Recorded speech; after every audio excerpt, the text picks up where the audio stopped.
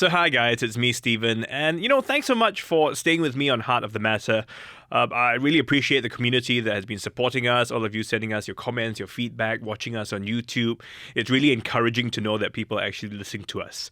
A quick announcement that we've got a few changes lined up. First, a name change. It's going to be called Deep Dive. We're going to take the Heart of the Matter and go even deeper into a deep diving situation where we dive into the heart of the matter. Does that actually make sense? Okay. No, it doesn't. It does. I'm pretty sure it does. And as you already heard, my new co-host, Crispina Roberts, she's none other than the senior editor of our CNA podcast team, and you may be familiar with her voice. Tell us why. Hi everyone, Crispina here. Okay, so if you follow CNA Podcast, you'll find my voice familiar. I used to co-host Work It, another CNA product. Now, we are keeping things interesting by doing a little bit of a reshuffle, which is why I'm here as Steve's partner in crime.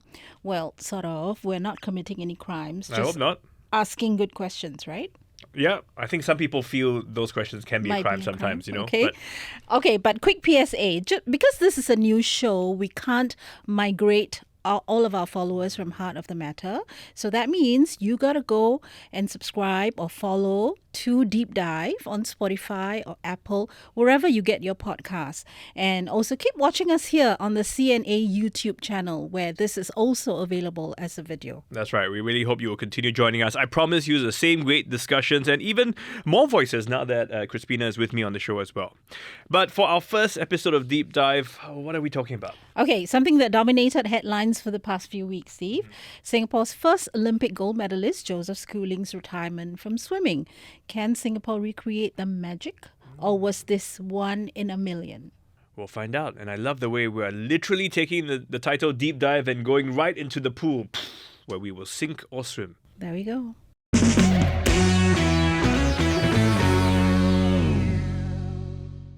Hello and welcome to our weekly news podcast, Deep Dive. Now, for those of you who have followed Heart of the Matter for a while, we've changed our name. This is a brand new show. It's, I guess, how would you say, same but different, It's kind of like version 2.0, an upgrade. Even better, because now I have Crispina Roberts joining me as well. Hello, everyone. Crispina here, Steve's co-host. Okay, Steve, I have a question for you. Were you watching the telly when Joseph Schooling was racing in Rio in the 100-meter final? Oh, to be honest, no, I missed it on television. I had heard about it, and I got to admit, when I heard the news that he had won, I was actually surprised. Because I'm a bit of a skeptic, and so far our Singaporean guys have struggled for a long time to get to the podium. So I was genuinely, pleasantly surprised to hear that. But did you even know that this was the big race on the line? I knew, but I was a bit, as I say, I was skeptic. I was thinking, he's there, but don't think he's going to win. Okay, I remember that day very clearly. I was kind of on the edge of my seat, right in front of the telly, and when he touched the finishing line, I screamed. And when the national anthem played, I actually teared up. So I felt like, how can tiny Singapore win an Olympic gold? I mean, this is my generation of people who we grew up watching the Olympics. So winning a gold medal was like such a big deal. No, definitely a big deal. And as we like to say in Singapore, we punch above our weight, So, and that kind of is our topic of conversation today. We want to ask, sink or swim? Quite literally. What does it take to get to that level of professional sports? How do we get our guys to once again reach that podium level, and to say that they can take home an Olympic gold medal? Do we have the infrastructure to support them?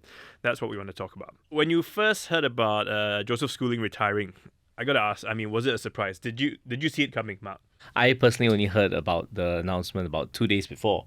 He actually made the big announcement, right? Well, of course, he had, we were thinking, he was doing his national service, and after he ORD'd sometime in January, he had some time to get back into it. Whether he would actually come back, next year we're hosting the 2025 World Championships, and now, of course, we have the Southeast Asian Games as well. He still has time to train for that, or, maybe he would, find other passions. So I was actually quite happy that he's decided that to summit other mountains, so to speak. Quite happy, you say? Yeah. Why is that? Because I think there are actually a lot of talent in swimming, and I think a good part of it is actually because they were inspired by him 8 years ago. Right. right? And I think he's always been that inspiration. But I think for him, he's been thinking about whether he should continue to swim, whether he should not continue to swim. And I've whenever I see him, I have this conversation with him. But I think he's finally decided that what he's moving on. And I think for an athlete, especially of that caliber, it's really important to actually have that that one step and say that I'm done with swimming. I will still contribute to the sport, but in other ways. But I want to do other things as well. And he is already 28 years old, right? So in a way, to be brave enough to close Yes. that chapter and move on. Yeah. Ellen, what about you? I actually got to know Joe before 2016, very briefly, through mutual friends. Like you, the 2016, watching in front of the TV, it was euphoric to see him win. And I reconnected with him when I got this job. And one of the things I did ask him was, what are your future plans? You're doing NS. And just getting to know him more and sharing, I got to understand that he as he shared when he spoke during his retirement, that he has a little injury that doesn't get better. Right. And I said, a lot of us would wonder, were you not training hard enough after you won? Your timings aren't the same as Rio. And if only people understood that you were actually fighting an injury that is inhibiting your performance. And like a true champion, he came out and said, I don't use that as a crutch. I'm a competitor, so I keep going. So to your question about hearing about his retirement, he did share with me privately that he would announce it sometime this year. And then when he decided on the date, I knew about it. And just like what Mark said, in a way, we're very happy that he can close this chapter. It wasn't surprising to you. It So wasn't. in a way, you kind of sense that would Yes. be the path he would take. Yes, he knew what he achieved, the magnitude of it, inspiring. My sports strategy colleagues told me that at that time, parents were calling Sports Singapore to ask, where can we learn butterfly? Wow. Not just swimming, where can we learn butterfly? Because it just broke a barrier in the head. Hey, someone from here can get to the very top in butterfly. So obviously, that's the stroke I want our children to learn. Do you feel that he had done his job? He had come into the sport wanting to win an Olympic gold. He had done that, achieved the podium finish, and then he had inspired a generation and many others. So in a way, he had done his job. Yes, I would say, because there was no one before him. Okay. And even today, he is the only gold medal winner from Singapore. So that will never be taken away from him. The fact that he is the first, will never be taken away from him. Yeah, and hopefully not the last. In a way, both of you are insiders, right? So you kind of have privy to this kind of information. For example, Schooling having an injury and the struggles that, a top athlete like that goes through. But as far as the public was concerned, no privy to any information like this. Do you think they might have thought that if circumstances were different, maybe Joe would have had more in the tank to continue, maybe trying for at least another round? For Joe, after 2016, he was given an additional deferment to try and repeat his success in 2021.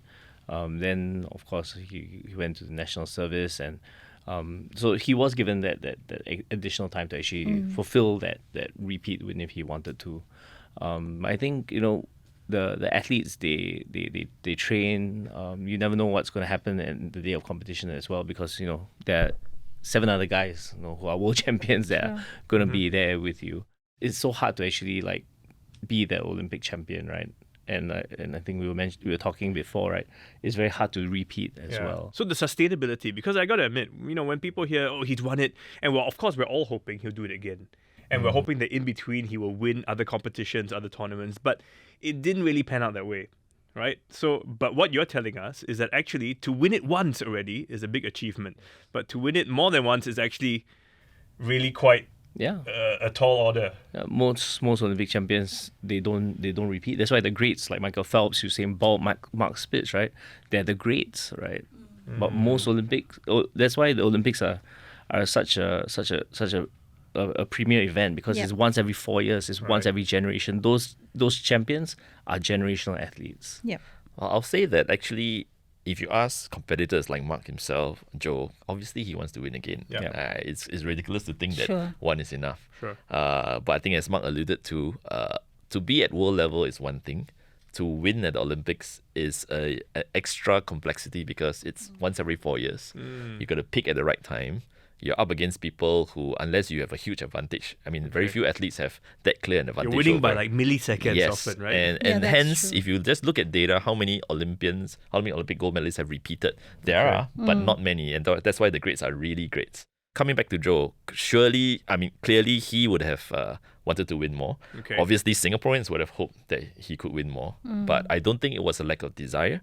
But I have to give him some credit because he was our trailblazer. The kind of scrutiny, spotlight that he had to experience right after winning is unprecedented for any Singaporean athlete. Okay. Actually, let's talk about that. Let's talk about getting to that podium in the first place. So the kind of training that Joe went through, he had his parents supporting him big time. Many ask, what if there are others who have the talent but don't have the same kind of parental support? Do we have the right infrastructure in Singapore to ensure this kind of talent has the best chance at getting to a podium finish? I've learned that we have a system that tries to get better with each passing year. Candidly, you will ask Mr. Ang Peng Siong, he wished he had the kind of support that Joe had. And of course, with Joe's experience, we learn lessons as well, and we're trying to improve our system. Our current system is one whereby we have specs scholarships, and these are for people who have a medal podium chance at Asian Games. Right. And that's very specific to your sport. So you have to show the performance within your sport to medal at the Asian Games. That's how we give specs scholarships. That only started in 2013. So Right. before that, so Joe was the first beneficiary among the first batch. And this is the support we have. Today, recently, we announced Specs Potential because there was a recognition that after 11 years of Specs Scholarship, it's a very binary 0-1. You're either in or you are not. Then how about those that could have been, but maybe because it was a bridge too far in terms of needing to fund yourself, fund through your association, fund through your family, maybe the decision is I don't want to try. Okay, but so let me clarify. So you're saying in the past it was spot the talent, spot the potential, give them support, give them funding. And if they do well, they get more funding. So- right? But so- now you're saying there's also the chance that even though Don't do so well.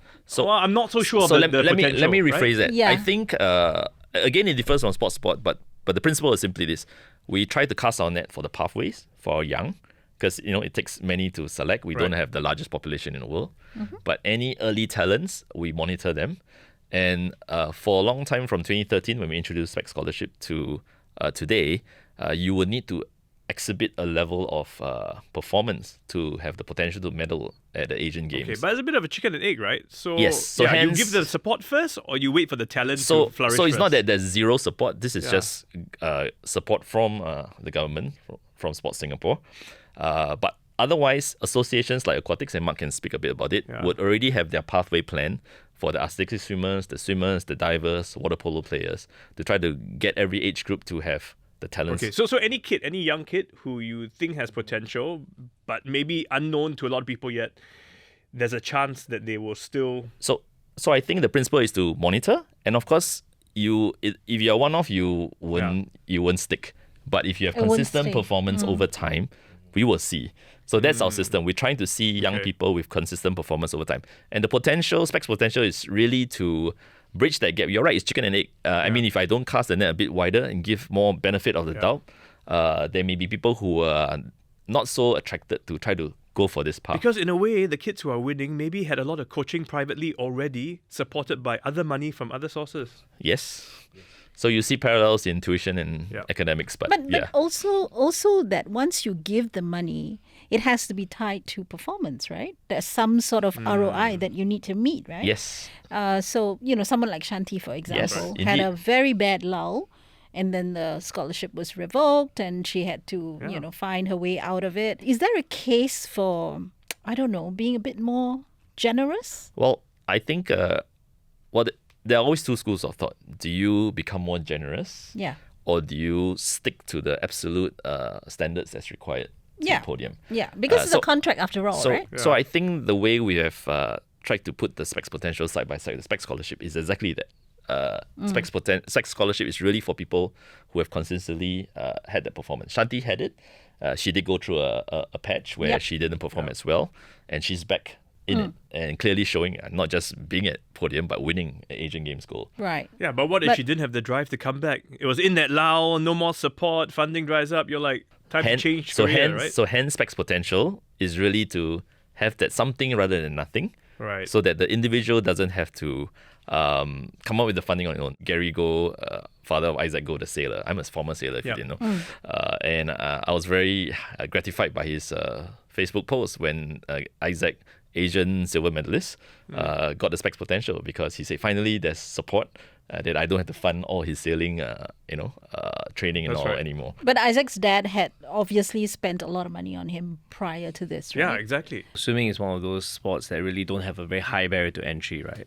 And I think when I was swimming, the competitive swimming programs were actually only in the social clubs, the sports clubs, the Yes. country clubs, right? Yeah. But now you have so many clubs around. Singapore Aquatics, we have 70 clubs now affiliated to us. We also need to understand, right, that Singapore Aquatics, our competitions the age groups start from 8 years old all the way to 21, 22, 23, whatever, the national team, right? And it's very hard to spot talent when you're 8 years old. There's no such thing as a world-class 8-year-old kid. Okay. But the most important thing is for the kid to still remain in the system, as what Alan is saying. We track them through our national age groups, our different senior age groups, and we see that progress. And there are different performance measurements and funnels and diagrams and matrices that we work together with Singapore Sports Institute as well as the National Youth Sports Institute to determine whether this guy is on a trajectory to be world champion. So at which point does that government support kick in to help them, give them the best chance of making it to the podium? So I would say the principle is simply when we see the potential to, we will start kicking in Specs potential now. Youngest is Megan Yao, diver, 14-year-old. Yep. And it differs from sport to sport because Yes. the life cycle of each sport Yes. is different. Yes. Yeah. It's different. Some sports, Q sports, you can go to your 50s. SEA Games champion last year, I think it was 68-year-old Okay. from one of the countries. But Yeah. other sports, you do have a shelf life and you do have a peak. And that's so it differs from sport to sport. But Okay, I think once we see potential, we'll try to get it in the system. Okay, and if I ask you very bluntly, is it enough? Is there enough money to get them to that podium? Well, maybe I'll break your question down. Is there enough money? I'll tell you, every athlete will wish they have more money. Because if you just want to compare to the very top of the world, any top athlete will want the best coach, the best sports science team, Yep. nutrition, recovery, Manager. everything, manager to handle everything. So So there's an entire ecosystem. there's an entire, just for which one is athlete, costly. which is costly. Exactly. So, if in that context, is it enough? The answer is we can always do more. The other part that I broke it down is there's always somehow, maybe in Singapore, this expectation that government has to foot the bill. Yeah. But I'll say it is an ecosystem. If I put it to the extreme, would you want every year the budget from Ministry of Finance to be overly weighted in sports? There will be a limit. So yeah, with yeah. the I mean, if you're telling me you've dedicated $1 million per athlete, for example, of course, people will say you're people crazy. will say you're right? crazy. Yeah. So Yeah. hence the idea is how do we stretch whatever resources we are given, partnering with sports associations, national associations, partnering with corporates, private sector to come together, because there are many willing people from the private sector willing to adopt a Sure. sport because they love sports too. So Okay. is the way we're doing it any different from other parts of the world? Learning what other people do, there are things we can definitely learn from other systems, other parts of the world. What do they do well that we can do? So I would say, from my point of view, we do compare with like for like, and one of the first things I did was Singapore population size like that. What are the countries that have Yeah, similar we population always size? get told that. We're Yeah. too small for talent. So which other countries have a population size similar, and how come they are? And if these countries are able Yeah. to medal at the world class level, Exactly. Yeah. where do we? How? Give What's us an the sacri- example. Who did So, well, there are many examples. So, in Europe, Denmark will have a similar population. Okay. But then I'll start to conclude maybe Danish are a different size compared to Singaporeans. So maybe that's why they're stronger in some sports. Okay. In Asia, you will then look to, obviously, you look to the Asian physique. You will look to countries like Japan and Korea, successful. But even then, their population size is way larger. Yeah. If you look at just Hong Kong, who competes as an entity in the Olympics, maybe more similar. Also land scarce. also not having the most abundance Right. of resources. And what do they do differently? So one thing that we notice is they've been able to centralize the support for the top few spots, and it's a revolving system.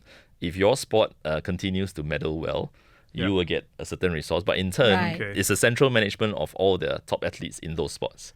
And if your sport starts to not medal, you actually drop off, and some other sports get in. So there's something to learn there, only because we are quite egalitarian.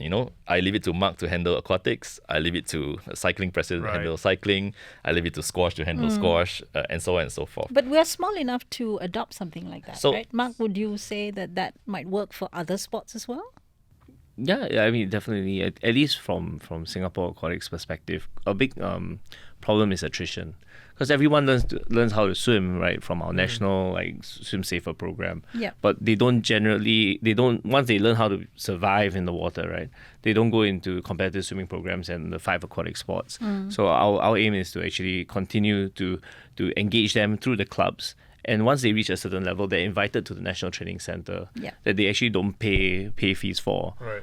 And they get the best support in terms of coaching, sports science, as well as they have a general team manager and technical official there. Right. So for us in Singapore, I think we're very small. For Singapore Aquatics, what has worked is that we have a central center of excellence. The best athletes in Singapore are able to spar together, train together, and grow together. And I think we've seen not only just performance improving, where we're now like the top swimming nation in Southeast Asia. We're really knocking on the doors of Asian medals. And just at the last World Championships, we had four qualifications in the semi-finals. And we're fortunate. Swimming Yeah. is one of our top performers, so to speak, But one will ask, what about all these other sports, that we keep trying? Why do we lack all these sportsmen, these professional athletes, And is it also part of the ecosystem where perhaps parents think, well, there's not really a future in it, I mean, because look at our guys, what did they, even Joseph Schooling, they he really won, think- and then, Do they really think I that think now? so. I So think after seeing people like Lo Kan Yu, for Yeah. example, Shanti and Joe. Observing from the times when we were young, how sports, we experience sports ourselves, to now, I think there's some what I call headwinds, but it's not all headwinds. So let me elaborate. Headwinds because population growth is declining. Temperature too, very hot now. Okay. I remember going to class How with does that- my sweat line coming down and being more scolded by people my will be teachers. swimming, right? Hopefully, maybe that's why the pipeline Maybe. is still good for swimming. Maybe. And then that coupled with gadgets, we didn't have gadgets in our time, so recess means go out and play. Right, Rather okay. than doing homework in Right, recess okay, time. so But you now have you may some be distracted by your gadget. Okay. You may feel it's too hot. So these are headwinds which don't help. Okay. You put it all together, it is harder to find a talent that can really rise to the Asian level, world level. But at the same time, there are benefits of being Singapore as a more successful nation. Yeah. More families, more parents are willing to take the child who's keen out of them, similar to what the schoolings did. Yeah. Put it in another place Yeah. where the competition training is higher for a higher chance of reaching the fullest potential. So they have means, basically. Yes, more means. In So the past, you as, wouldn't as have. long as parents have more means, they are able to kickstart this thing. But it also means those who will have an advantage and Exactly. So- head start. It's a bit of both, because means don't mean that you will win. Otherwise, the richest nations will have the most Correct. Olympians. You got to combine it with talent, coaching, infrastructure, venue for training, and level of competition. Okay, So- and the support, because I've heard of friends who wanted to take their kids out of school for a while to go and play the tournaments, and the school said no. Yes. So they face these kind of hurdles. There is one we need to talk about: national service, because for many guys, people often say it's a big hurdle, it's a big disruptor. It just rocks the boat in your journey of climbing up. What do you guys say to that, Mark? In Singapore, definitely national defense comes first. You have to do it. I think from a national sports association's perspective, we try to plan around it. I think MINDEF has been very good in terms of allowing for Can flexibility. you do both? Can you continue to be a really good athlete while also serving the nation? It depends on the athlete, really. Okay. It depends, because again, we're talking about trajectories of athletes. Some athletes, they really have a trajectory when they're teenagers all the way to like what we saw with Joseph Schooling. Others, we saw with Tiong's way. He finished his national service, grew a little bit more muscle, grew a little bit more maturity, had a little bit more maturity, and he became the Asian record holder the next year. Yep. So it really depends on the athlete. It really depends on the sport. But we do have the flexibility, in terms of Well, getting the balance right, so to Well, speak. You know what I mean? I think we've progressed with MINDEF. I spent 26 years in MINDEF, knowing the system. National defense is important for Singapore. I think that remains so. But we've been able to work out, a few tiers. Number one, Joseph and Zheng Wen differing. Yep. Yes. And I think one would argue that deferment played a big part in helping him reach that peak in Rio. So, I mean, that's progressive. That's my example of people like Ang Peng Song wishing he had the same thing. Secondly, while during NS, we are also able now to work with MINDEF to allow athletes to compete, to train, where they are major milestones. So that's a conversation we have with MINDEF. MINDEF now allows the flexibility for an athlete. If you want to go be away for a competition, you defer your ORD, but we will let you go. Right. That's the basic principle. Okay. In the past, maybe a bit more strict, but I think these are examples of how, and at the same time, we try to monitor. If I have a swimmer who's doing NS, Mark, his team, my team will just monitor how is he like. Can we just make sure that he has that time to train? How do we optimize? So it's not about trying to get the best vocation where the athlete could train full time, but it's how to get a vocation where he does his part, but at the same time, we can optimize. You're really saying it's about flexibility on both sides. And It doesn't have to be one or the other. It's not like I can't compete just because I'm in national service. Right? I would just echo what Mark said about Tiong. And Tiong finished his national service, came out, and he Asian silver medal. Yeah, but you're telling us that the national service, the Ministry of Defence now, is open to being more flexible in this approach. Yes, and I think the track record shows for it. Just from allowing deferments and flexibility for athletes today. So it's a continual conversation. Both of you were in sports. Alan, I know you were a competitive sailor. I read about you. Mark, of course, swimming. No Not no to the level of introduction. Mark. Yeah, not to the level of Mark. Okay, if you two had complete freedom and unlimited resources to groom the next Joseph Schooling, what would you focus on?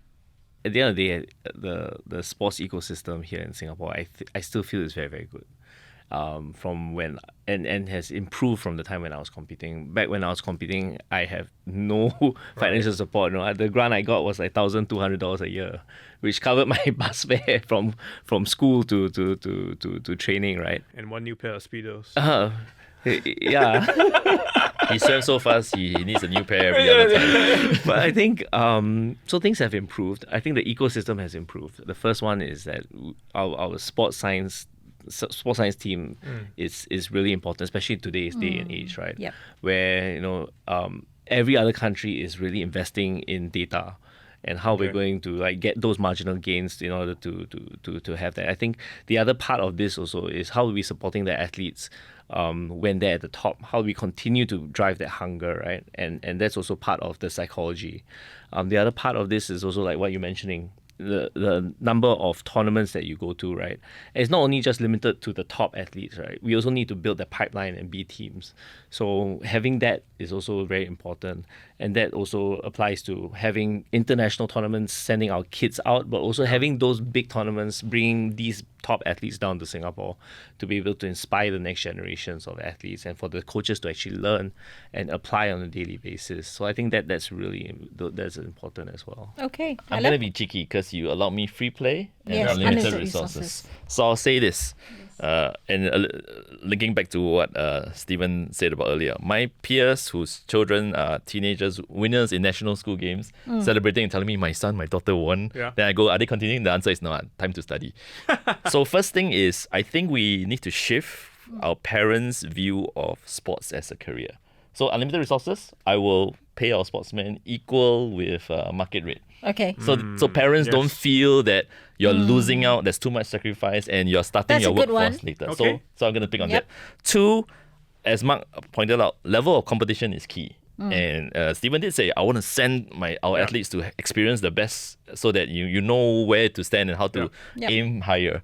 So money will go into level of competition, world-class infrastructure, something you need for diving, something you need for sailing, water polo. It will go to getting the best coaching talent here, the ecosystem to support the athlete, and then the athlete himself and herself. Okay. So So- it starts with money. It starts with money, but you said so money to not just money's sake. Like I said, if it's just money, the richest countries in the world have the most Olympians. Okay. But how do you get the system to surround the athlete such that the athlete can improve from youth Yep. to allow and sustain? Yep. Honestly speaking, Singapore is a fairly rich country, and we have thrown money at a lot of things before. Sometimes it works and sometimes Yes. it doesn't. So Yeah. money Yeah. alone is helpful, but you got to then have the system that sustains. I think our CCAs in schools also are doing it wrongly, because now only the best get in. You are already training on the outside, then you get to play tennis for school, for example. What about the kid who possibly could have been really good but never had the chance? You got me on that one because my experience in school was there was every sport available to try. Yeah. And now I hear my sister's a teacher, it's almost the trend has come to a stage where if the school can't do well in it, they won't even offer it. Exactly. So all these Yeah. don't help. Let young people play till they are 13. That's when you start to say, hey, maybe the talent comes here, then focus. Yeah. If you're focusing too early because of DSA or other things, not so helpful. But again, it differs from sport to sport. But the general trend is let kids play more. Yep. Okay. So that will be on your KPI for the year. Indeed, we're trying to make sure that happens. All right. Well, thanks so much, guys, for coming in, sharing your thoughts. I think that, as we mentioned, this is not something that any one of us alone can solve. It really requires a change in mindset, change in the ecosystem. But we're on the way there, and it sounds like we're on track. I think just a bit more work to be done. And thanks for all of you who are listening in as well. Make sure to click and subscribe, because we want to have you join us right here on Deep Dive. Remember, we've had a name change. Deep Dive is the place you want to click on and subscribe. Our thanks to the team behind this podcast: Tiffany Ang, Joanne Chan, Junaini Johari, Saya Wind, and sound mixing is by Ken Delbridge. Thank you, everyone. See you next week. Bye for now.